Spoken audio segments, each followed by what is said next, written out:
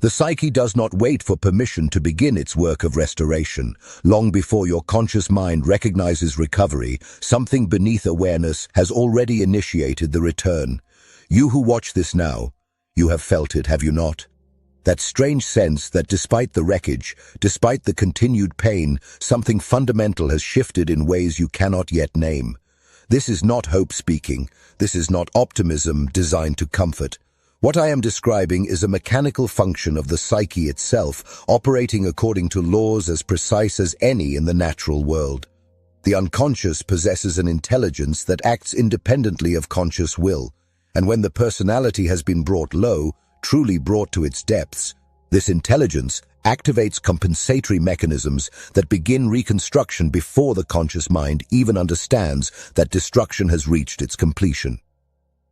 You did not arrive here by accident. The fact that these words reach you now, in whatever state you find yourself, indicates that your psyche has already begun its work. What you interpret as continued suffering is actually the first movement of return, the reorganization of inner forces at levels you cannot yet perceive. And this is where most fail to recognize what is already underway. Through years of studying the compensatory function of the unconscious, what became clear was this: the psyche cannot tolerate extremes.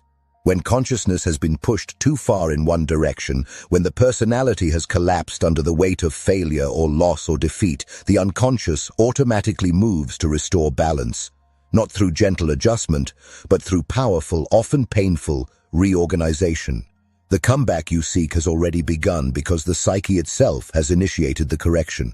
Your conscious suffering, your sense of being stuck, even your doubt, that recovery is possible. These are surface phenomena. Beneath them, deep structural changes are already occurring. This is not metaphor. This is mechanism. The same force that turns the seed into the oak, that drives the migration of birds across continents they have never seen, that pulls the salmon upstream against impossible currents, this same teleological drive exists within the human psyche. It moves toward wholeness with the same inevitability that water flows downward. And once a certain threshold of descent has been reached, once the old structures have been sufficiently dismantled, this drive engages automatically. You cannot stop it. You can only fail to recognize it. But here is where it becomes disturbing. Most people, when this process begins, interpret its signs as evidence of continued breakdown. They feel the exhaustion of deep reconstruction and believe they are failing again. They notice the dissolution of old identities and panic, thinking they are losing themselves entirely. They do not understand that what feels like falling apart is actually falling into place. The pieces are reorganizing according to a pattern the conscious mind cannot yet see. So the question becomes, how do you recognize that the comeback has already begun? What are the signs that this deep process is underway? The psyche leaves markers, subtle indications that the compensatory work has started. Most miss them entirely because they are looking for the wrong things. They expect to feel better, to have more energy, to see external circumstances improve. But the early signs of return appear first in the quality of inner experience, in shifts so subtle that only careful attention can detect them. The first sign reveals itself in the quality of your suffering itself. Something has changed in the texture of pain. Where once there was chaos, a kind of wild thrashing against circumstances, there now exists something different. The suffering has become purposeful. You notice this in quiet moments. The pain no longer feels random or meaningless. Even when you cannot articulate why, even when rational thought provides no explanation, something in you recognizes that this suffering is working towards something. The psyche, according to depth psychology, does not inflict purposeless pain. When the unconscious initiates transformation, the suffering that accompanies it carries intention. This is the alchemy of the soul, the crucible in which lead is transmuted into gold. You may not yet see the gold, but you sense, perhaps only barely, that the heat serves a function. This shift is so subtle that many dismiss it. They think, perhaps I am simply becoming numb, perhaps I am learning to accept defeat. But there is a difference between resignation and purposeful endurance, and somewhere in your depths, you know which one you carry. The first is a collapse. The second is a foundation being laid. When suffering transforms from chaos into crucible, the comeback has already begun. Second, there is a pattern that emerges in how you perceive events. You begin to notice connections where once you saw only randomness. The series of failures had brought you low. You start to recognize that they followed a sequence, that each one removed something that needed removing. The relationships that ended, the opportunities that vanished, the identities that dissolved. They form a pattern, not of cruelty, of stripping away. The psyche operates through what I came to call the process of individuation, the movement toward the true self beneath the false personality. And individuation cannot occur while the persona remains inflated, while the ego clings to identities that no longer serve. So the psyche, in its wisdom, removes them, forcefully, if necessary. You who have lost much, look carefully at what was taken, not with the question, why was I punished, but with this question, what was I freed from? The job that ended, was it not also a prison? The relationship that collapsed, did it not also prevent your growth? The identity that dissolved, was it not also a cage? This recognition does not eliminate the pain of loss, but it transforms the meaning of that loss. And meaning is everything. When suffering becomes meaningful, it becomes bearable. More than bearable. It becomes the raw material of transformation. What analytical work demonstrated again and again was this. Those who recover most completely from catastrophic loss are not those who suffer least, but those who discover meaning in their suffering. And that discovery begins with pattern recognition, with seeing that what appeared to be random destruction was actually precise demolition. The comeback is already underway when you begin to see the pattern in the ruins. Third, a strange shift occurs in your relationship with solitude. Where once aloneness felt like punishment, like evidence of your failure or unworthiness, it has transformed into something else. Not yet sanctuary, perhaps, but no longer exile. You notice that you can sit with yourself now in ways you could not before. The frantic need to fill every silence has diminished. The terror of being alone with your thoughts has softened into something almost like curiosity. Who is this self that remains when all external validation has been stripped away? What voice speaks when the noise of the world recedes? The psyche requires solitude to do its deepest work. The unconscious speaks most clearly when external demands fall silent, when the persona has no audience to perform for, when the ego's defenses have no battles to fight. In the aftermath of great loss, this solitude is forced upon most people. They interpret it as loneliness, as abandonment, as proof that they are unlovable or broken. But something else is happening. The unconscious is creating the conditions it needs to begin reconstruction. It is clearing space for the emergence of something new. I recall a man who came to me after losing everything in rapid succession: his career, his marriage, his social standing. He described the months that followed as a kind of exile. Everyone who mattered had turned away or been pushed away by his behavior during the collapse. He found himself alone in a small apartment with nothing but time and his own thoughts. At first, this solitude felt like death itself.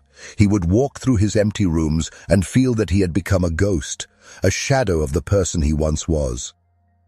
But over time, something shifted. He began to notice that the silence was not empty. There was a quality to it, a presence. He found himself thinking thoughts he had never had time to think before, feeling things he had been too busy to feel. He realized that for decades, he had never actually been alone with himself. There had always been work, or family, or obligations, or distractions. And in that forced solitude, he met himself, truly met himself, for the first time. When he spoke of this, there was something in his voice that had not been there before, not happiness, something deeper, a kind of groundedness. The comeback had already begun in that solitude, though he would not recognize it for many months more. When solitude transforms from punishment into possibility, when you can bear your own presence without constant distraction, the psyche has created the foundation for new growth.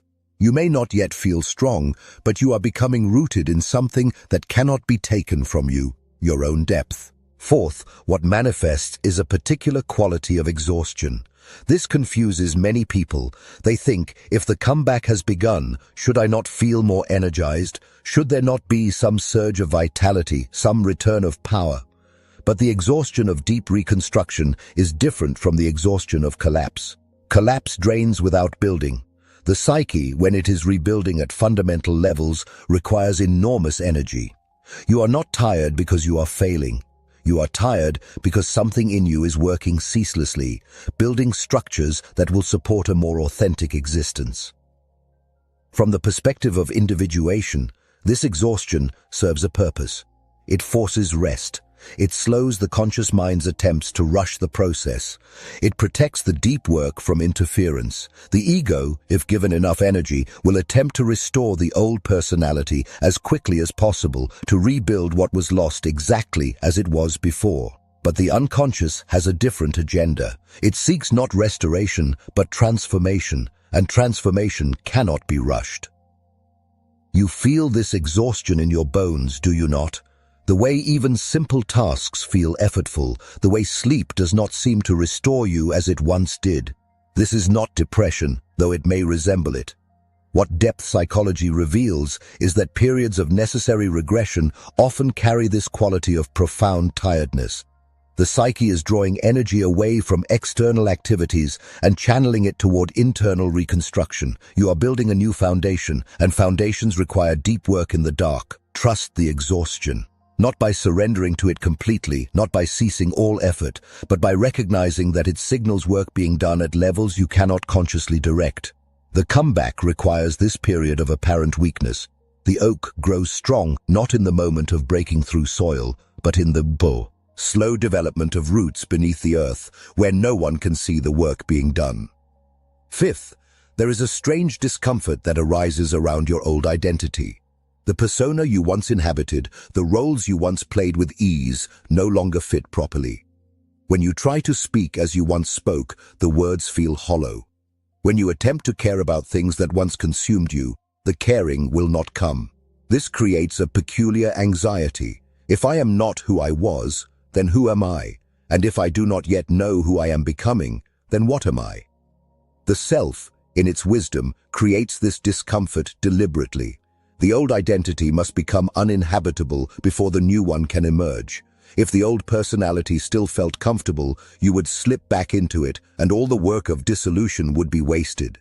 So the psyche makes the old identity feel wrong, ill-fitting, like clothes that belong to someone else. This is not loss of self. This is shedding of the false self to make room for the true one.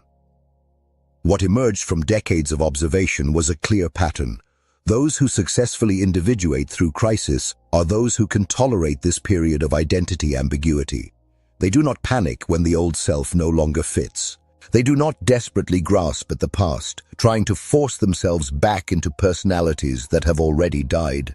They sit with the discomfort of not knowing who they are, trusting that something in them knows what it is doing. The caterpillar in the chrysalis does not understand what is happening to it. If it could think, it would probably believe it was dying. But dissolution is not death when it serves transformation. You feel this, do you not? The way your old confidence rings false, the way your old certainties have turned to questions, the way the person you presented to the world feels like a costume you can no longer wear. This is not weakness. This is the necessary discomfort of metamorphosis. The comeback is already underway because the old you is already dying, making space for what comes next. Sixth, a revelation occurs in how you perceive those who participated in your downfall. The people who betrayed you, who failed you, who abandoned you in your hour of greatest need. Something in how you see them shifts, not into forgiveness necessarily, not into some false compassion that denies the reality of harm done, but into recognition.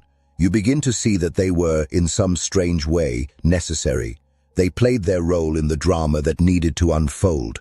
They removed themselves or removed you from situations that had become prisons, even if neither of you understood this at the time. The unconscious operates through what appears to be external circumstances but is actually the projection of inner necessity. The people who wound us most deeply are often those who, unknowingly, serve our individuation. They force us into the descent we would never choose consciously, but which the psyche requires. This does not mean their actions were right or that harm should be excused. It means that the psyche uses everything, even betrayal, even cruelty, in service of its movement toward wholeness. When you can look at those who hurt you and see not just villains, but unwitting agents of your transformation, something profound has shifted. The victim stance, that position of powerless suffering at the hands of others, begins to dissolve. Not because the harm was not real, but because you recognize that even harm can be metabolized into growth. The alchemists understood this. They knew that poison, properly prepared, becomes medicine. The comeback is already underway when you begin to recognize your adversaries as your teachers, even if they never intended to teach, even if they remain unconscious of the role they played.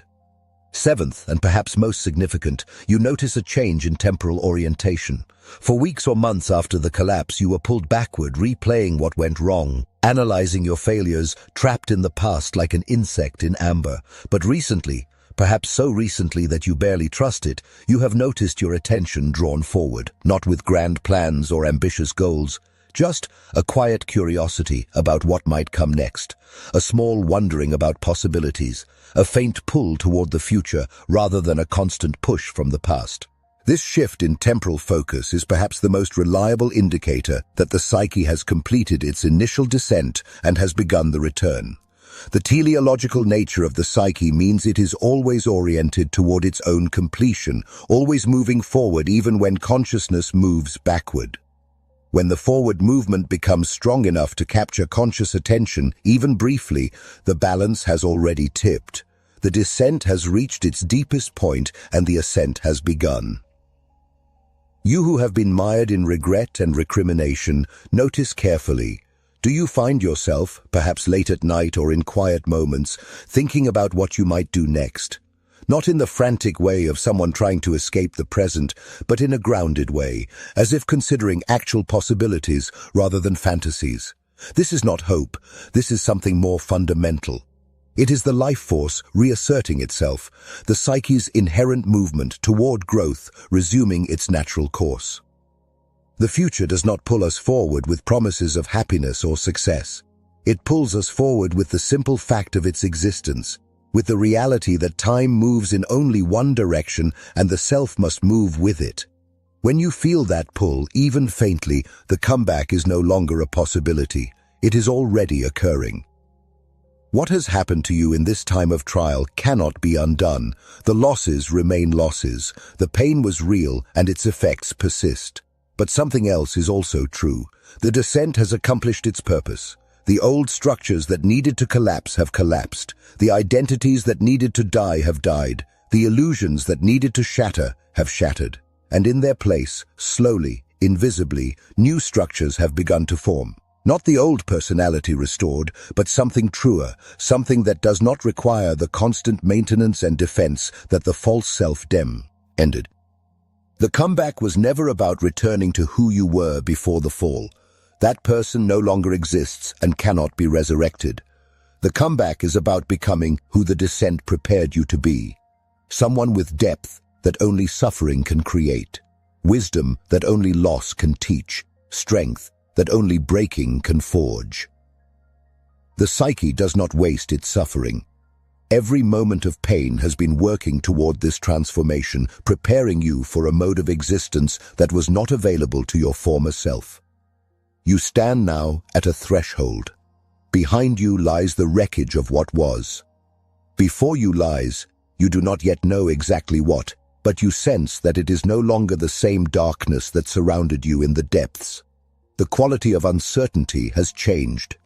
Where once there was the vertigo of falling, there is now the vertigo of emerging, of preparing to inhabit a world that looks familiar, but which you will experience with entirely new eyes. This is the moment of greatest danger and greatest possibility. Danger because the ego, sensing that the worst has passed, will attempt to rush back into old patterns, to rebuild the false personality as quickly as possible. It fears the new, the unknown, the self that has not yet fully formed. It wants the security of the familiar, even if the familiar was a prison. You must resist this pull. The psyche has not brought you through this ordeal only to have you reconstruct what needed to be destroyed. The new self must be allowed to emerge at its own pace, according to its own design. But there is also tremendous possibility. You carry something now that you did not carry before, the knowledge of your own depths. You have been to the underworld and returned. You have met the shadow and survived. You have experienced the death of the false self and discovered that something true remains beneath. This knowledge is power, but not the power of dominance or control.